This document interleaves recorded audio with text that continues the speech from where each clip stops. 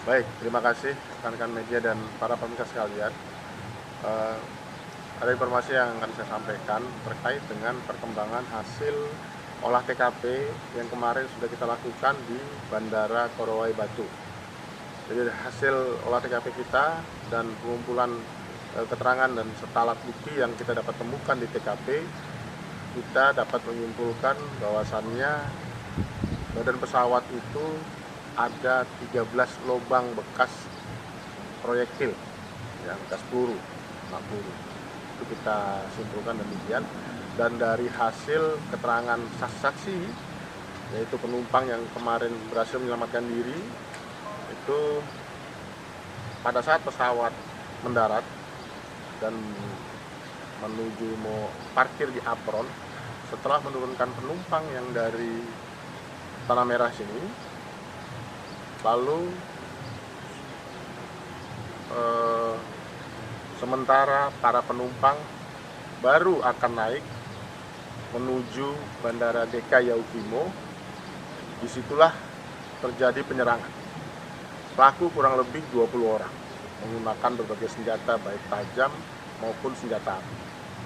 Para penumpang akhirnya kembali lagi meninggalkan pesawat dan lari menyelamatkan diri.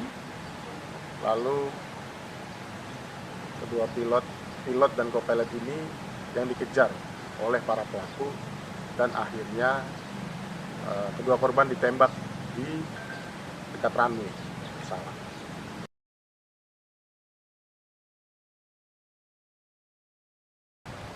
Penumpang yang terakhir itu adalah penumpang dari Korowai menuju DKI, karena penumpang dari Tanah Merah yang tiba di Korowai itu sudah turun, tapi mereka masih ada seputaran bandara dan mereka juga rame-rame lari menyelamatkan diri. Dan akhirnya inilah yang dapat kita mendapatkan kesaksian pada saat kejadian tersebut.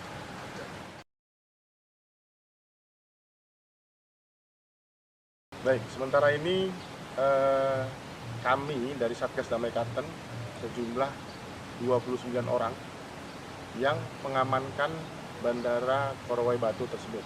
Karena memang selama ini bandara tersebut karena bandara terpencil, bandara perintis, memang tidak ada yang menjaga kecuali pihak dari otorita bandara tersebut, bandara itu sendiri. Jadi kami yang saat ini melaksanakan pengamanan di sana sekaligus penjagaan aset dari pesawat yang masih ada di sana, sambil menunggu dari pihak maskapai untuk beserta teknisinya untuk datang dan memperbaiki pesawat tersebut.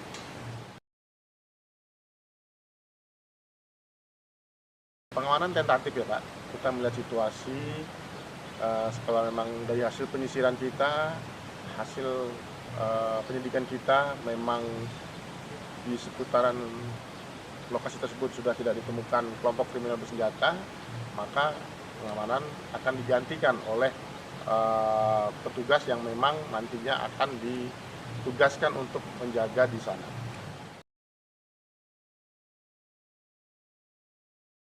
Ya, kemarin sampai hari ini kita masih melakukan pengejaran. Hasil daripada investigasi kami, mereka kembali ke arah Yaukimo, karena memang lokasi Bandara Korowai ini kan lebih dekat ke Kabupaten Yaukimo, jadi bisa dibilang itu adalah batas dari kabupaten antara Yaukimo dan Bovendigul sendiri.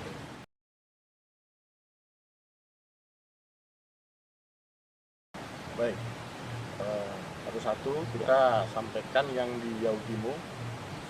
Saat ini korban dari penembakan pengemudi truk tangki air yang kemarin ditembak oleh kelompok kriminal bersenjata di poros Jalan DKI Lockdown, itu kemarin sudah dievakuasi ke Jayapura.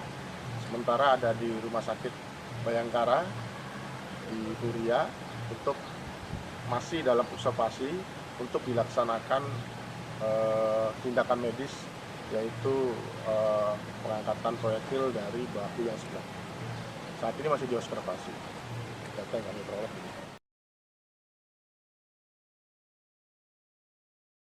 Di DKI saat ini pasukan full Pak, karena memang DKI ini menjadi pusat latihan khusus kita dari beberapa waktu dan dari tahun lalu sampai sekarang ini juga di DK ini termasuk daerah yang menjadi pusat perhatian kita untuk melakukan pengamanan.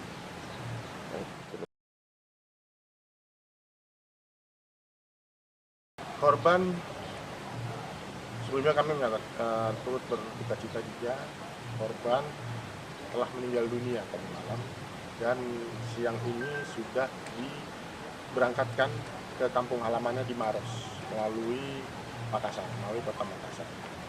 Tadi siang sudah berangkat.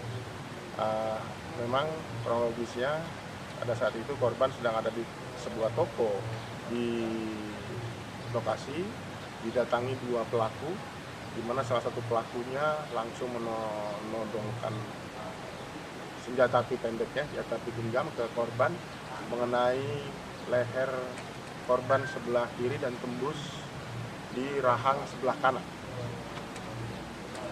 Sampai tadi malam belum bisa dilakukan proses penanganan medis atau operasi karena yang bersangkutan menurut dokter yang ada di Rumah Sakit Mulia itu masih terjadi pembekakan akibat daripada luka dari proyektil tersebut.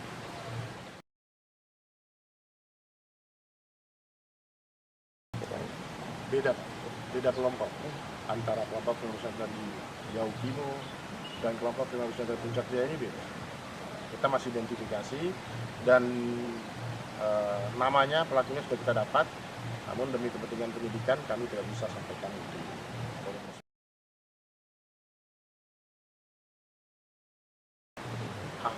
Usia 34 tahun ya, Ahmad Gunawan.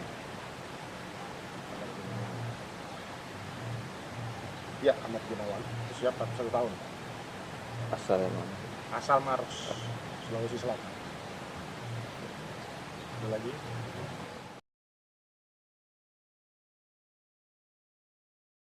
Baik, kami sudah menyiagakan pasukan di sini dari Satgas Damai Kapten di Tanah Merah sendiri. Sekaligus memang kemarin kita sudah bertemu dengan aparatur pemerintah daerah, ada Pak Bupati, Pak Wakil Bupati dan Sekda.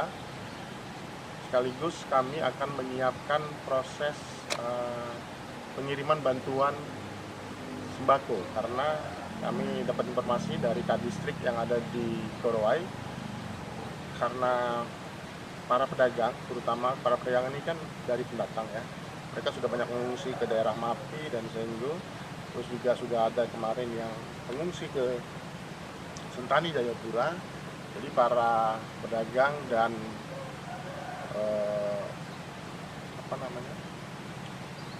pekerja dan PNS di sana itu rata-rata memang sudah mengungsi. Ada 39 orang yang mengungsi dan di sana kekurangan bahan pokok.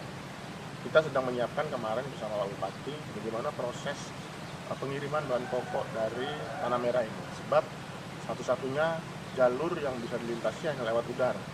Jalur darat laut sana belum bisa tembus ke lokasi tersebut. Kami menghimbau kepada warga masyarakat yang ada baik di Tanah Merah maupun di Korowai untuk tidak cemas dan untuk mempercayakan keamanan kepada aparat yang ada di sini.